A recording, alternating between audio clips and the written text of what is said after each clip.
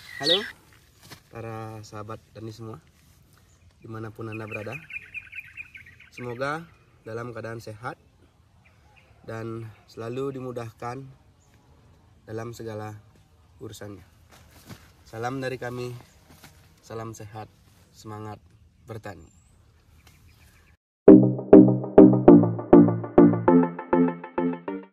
Dalam kesempatan kali ini kita berada di kebunnya sahabat kita sendiri yang lokasinya berada di Desa Lande, Kecamatan Bangli, Kabupaten Bangli, Provinsi Bali.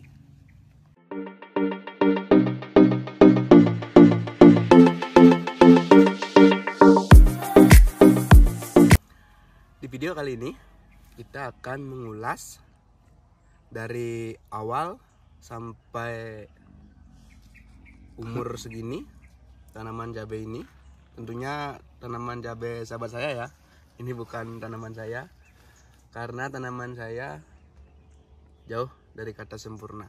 Yang pastinya saya akan belajar di sini dan tentunya memberikan pengalaman sahabat saya kepada seluruh sahabat tani dimanapun berada. Kita akan mengulas dari fase awal, dari pembuatan bedengan, dari jenis yang ditanam, dari perawatan fase vegetatif, generatif, hingga pada saat ini di fase produksi.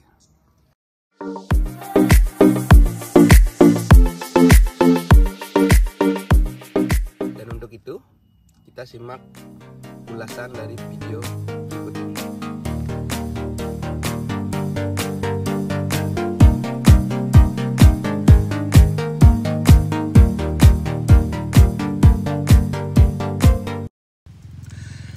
Baiklah sahabat tani semua, di lahan kali ini yang ditanami pohon cabai kurang lebih 4.000 pohon. Kita akan mengulas dari awal tanam sampai saat ini ya sahabat tani. Dan pada proses yang pertama, untuk media tanam bedengan ini menggunakan pupuk dari kotoran ayam dan dicampur dengan kapur pertanian, yaitu yang lebih akrab disebut dolomit ya kawan tani. Dengan dosis pupuk kuhe ayamnya 1 karung dan kaptan kurang lebih 2 kg, ditanami 25 pohon cabai dengan jarak 50 kali 50 cm. Dan tetapi uniknya kawan tani, sebelum ditanami pohon cabai, bedengan ini sudah terlebih dahulu ditanami sayuran, yaitu sayuran kubis.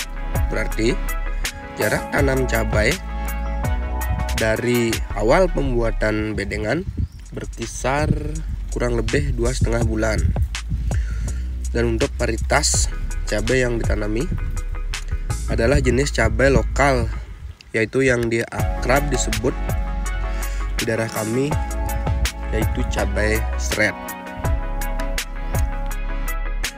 Dan untuk perawatan fase vegetatif di fase awal tanam, dari tanaman berusia 1 hari hingga berusia 1,5 bulan sebelum mengeluarkan cabang Y. Sebelum mengeluarkan cabang Y di umur cabai 10 hari, tanaman ini dikocor dengan menggunakan pupuk makro, yaitu NPK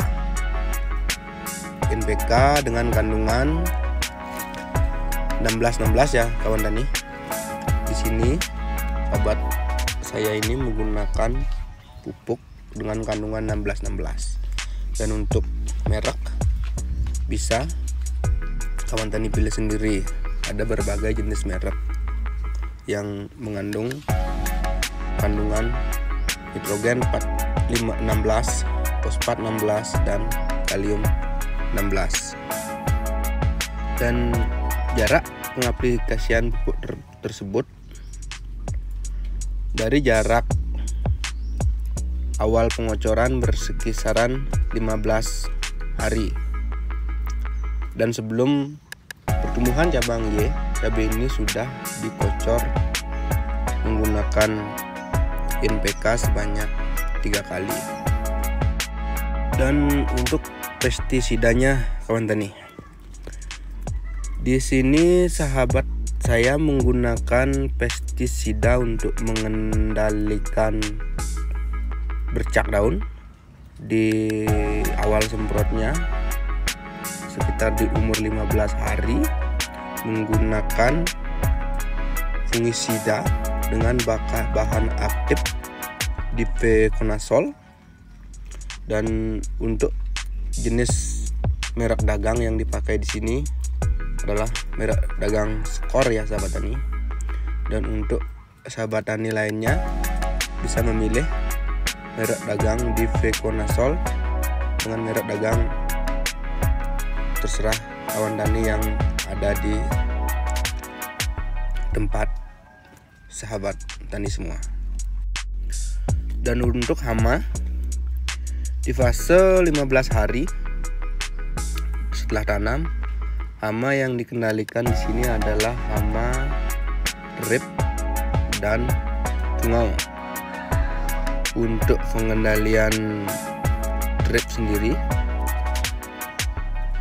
sahabat kami menggunakan bahan aktif racun atau insektisida dengan bahan aktif abamectin. Dan untuk pengendalian tungau menggunakan insektisida dengan bahan aktif akarisida. Dan perawatan tersebut berlanjut dari usia tanam 15 hari setelah tanam sampai 1,5 bulan, kurang lebih sampai umur 50 hari setelah tanam. Dan di fase ini sudah menginjak di umur cabai menginjak 50 hari. Di sini sahabat saya mengalami masalah yang sangat berat sahabat tani. Dan hampir-hampir cabai ini sudah mau dicabut karena di usia cabai tersebut dia menginjak usia 50 sampai kurang lebih 80 hari. Virus yang menyerang tanaman ini tidak bisa dikendalikan, yaitu virus Gemini yang membuat cabai ini pertumbuhannya kerdil, daun-daunnya mengkeriput, dan kebetulan cuaca waktu itu sangatlah ekstrem sekali sahabat tani. Dan pada akhirnya kawan saya ini masih tetap semangat karena telatenannya dan rasa pingin tahunya apakah cabai yang sudah terkena virus Gemini dengan serangan hampir 80% apakah bisa berbuah, apakah bunga bisa bertahan. Makanya sahabat saya ini memberikan perawatan dengan perawatan ekstra. Tetapi dengan populasi tanam sekitar 4.000, yang berhasil diselamatkan itu hanya berkisaran 2,5 saja. Sisanya sudah tidak bisa berproduksi dengan begitu normal sahabat tani. Dan dari umur cabai berusia 80 hari, sekitar dari usia 50 hari menginjak ke 80 hari, sekitar 30 hari itu diam kawan tani. Istilahnya tidak diberikan perlakuan khusus karena sempat patah semangat ya sahabat tani, karena sudah tidak memungkinkan lagi, kemungkinan udah hampir-hampir putus asa sahabat saya ini, karena serangan virus sudah hampir 100% menyerang dan daun-daun sudah tidak normal lagi. Tetapi di usia 80 hari tanaman ini sudah mulai dirawat lagi dan diberikan perawatan dengan perawatan khusus, yaitu dari usia 80 hari sampai ke 120 hari, kurang lebih 40 hari ya kawan. Dan dalam waktu 40 hari dirawat dengan ekstra, yaitu dengan kembali memberikan nutrisi atau unsur hara dengan jenis pupuk ya kawan Dani, dengan dikocor lagi. Dan pengocoran ini menggunakan NPK juga, tapi kandungan yang ada di dalam NPK itu tidak lagi seperti kandungan NPK pada saat awal pengocoran.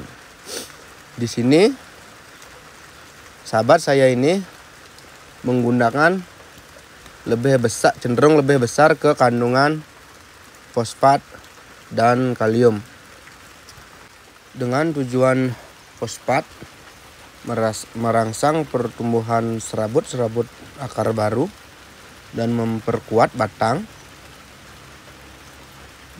menebalkan daun,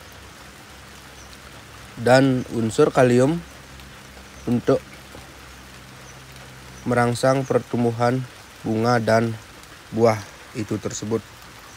Untuk jenis pupuk itu sendiri bisa kawan Dani di mix sendiri, karena untuk unsur fosfat ada di SP36 dan kandungan kalium ada pada pupuk KCL, dan banyak jenis-jenis pupuk atau merek dagang lainnya yang mengandung tinggi unsur hara fosfat atau kalium. Dan untuk pemupukan itu sendiri dalam waktu 4 bulan tersebut dikocorkan pupuk tersebut 2 kali dalam 40 hari tersebut, dan 1 kali terakhirnya itu diberikan di lubang tanam dengan menabur atau mengisi di sebelah lubang tanam tersebut. Jadi hitungan dalam kalkulasi dalam 4 bulan tersebut 3 kali pemupukan, yaitu 2 kali dikocor dan 1 kali ditabur, dan juga memberikan nutrisi unsur hara makro sekunder, yaitu unsur hara sulfur, magnesium, dan kalsium. Masing-masing unsur hara tersebut berperan dengan keadaannya. Dan untuk penyepraian menggunakan zat perangsang tumbuh dengan merek dagang Decamon atau Antonik, dan pengendalian hamanya masih tetap mengendalikan hama drip dan tungau. Dan di usia 3 bulan sudah mulai ada perubahan. Daun-daun yang dulunya mengkerut sudah mulai mengembang dan baru mulai berbunga. Dan oleh karena itu cabai ini sempat mengalami 1,5 fase yang pengerdilan karena penyakit tersebut. Istilahnya tersendat pertumbuhannya selama 1,5 bulan. Kalau cabai-cabai normal lainnya biasanya 3 bulan sudah mulai ada yang merah. Tetapi masalahnya belum usai sampai di situ kawan tani. Setelah cabai ini sudah mau berproduksi, kawan kami ini kembali menghadapi masalah, yaitu pada penyakit busuk batang dan bakteri atau biasa disebut Leiofosarium. Dan untuk hamanya diserang hama lalat buah. Dan dalam pengendalian penyakit tersebut, sahabat kami menggunakan 3 bahan aktif di mix jadi 1 dengan dosis masing-masing bahan aktif 0,5 gram per liter air, yaitu menggunakan bahan aktif difenoconazole, azoxystrobin, dan chlorothalonil. Dan untuk merek dagang bisa kawan tani pilih sendiri. Untuk pengendalian hama lalat buah, kami menggunakan insektisida dengan bahan aktif metomil, lambda-cyhalothrin, dan thiamethoxam. Dan juga menggunakan kapur barus dengan cara digantung-gantung di area bedengan. Dan juga banyak sekali caranya, juga bisa membuatkan perangkap dengan menggunakan lem ajaib. Dan untuk saat ini di fase tanaman sudah berproduksi, penyakit yang kami kendalikan saat ini adalah penyakit antraknosa atau biasa disebut patek ya kawan tani. Dan untuk pengendalian antraknosa tersebut, kami menggunakan fungisida dengan bahan aktif lambda-cyhalothrin, thiamethoxam, dan mancozeb dengan dosis 1 gram per liter air dengan intensitas penyepraian 5-8 hari sekali menurut gejala serangan penyakit tersebut pada kebun masing-masing ya kawan tani.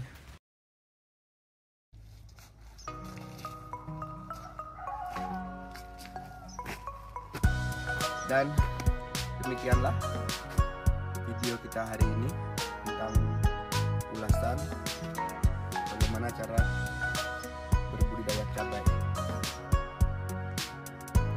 Dan tentunya masih banyak kekurangan-kekurangan kami, dan intinya kami akan selalu belajar dan berbagi tentang pengalaman-pengalaman kami dan sahabat-sahabat kami. Nantinya kita akan terus mencari inspirasi di dalam berbudidaya cabai, jeruk, dan lain sebagainya di segala jenis pertanian. Kita akan mengulas kisah sahabat-sahabat kita nanti. Kita akan berbagi pada sahabat-sahabat semua. Dan tentunya di video ini masih jauh dari kata sempurna. Dan bila ada pertanyaan atau masukan-masukan dari sahabat tani, bisa tulis di kolom komentar.